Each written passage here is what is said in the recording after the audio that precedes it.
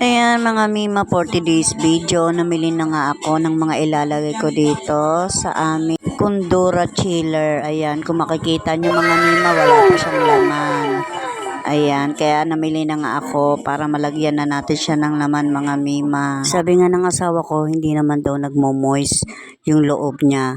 Nakikita pa rin daw yung laman. Tapos sabi niya, mahina rin daw sa kuryente. Tapos automatic din siyang namamatay mga Mima.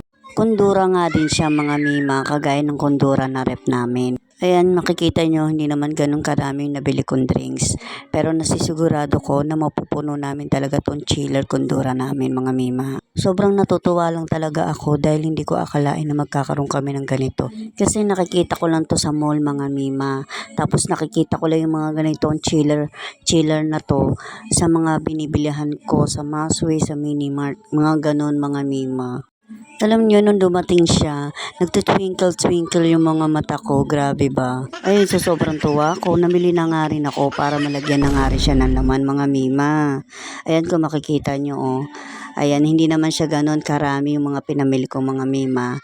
Ayan, para malagyan nga lang siya ng laman kasi meron pa naman ako mga stock dito na mga kung ano nung klaseng drinks. Ayan, bumili rin ako ng mga 1.5 na mga Coke. Yan, malalaki kasi yan din naman ang hinahanap dito sa tindahan mga Mima. Ayan nga't nilalagyan na natin siya ng laman mga Mima. Iniisa-isa na natin siya. Oh. Pero hindi ko muna to bubuksan mga Mima. Ilalagyan ko lang muna siya ng mga laman. Para pagdating ng asawa ko, ready na siya. Sabi nga sa akin na nag-deliver, dugulong daw to. Kaya tsak na hindi naman din ako mahihirap kung saan ko siya ilalagay. Pero nakita ko na bagay siya dito malapit sa pintuan namin mga Mima.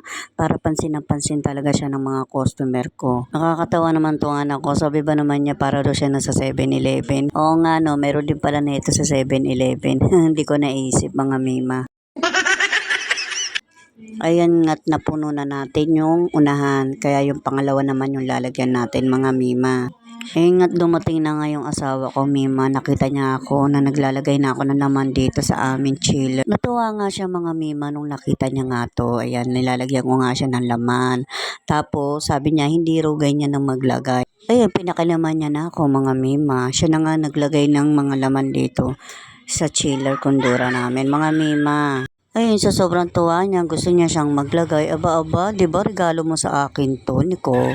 Pero ba't parang mas natutuwa ka pa kaysa sa akin? Yan tayo, na-adjust carried away ako sa'yo eh.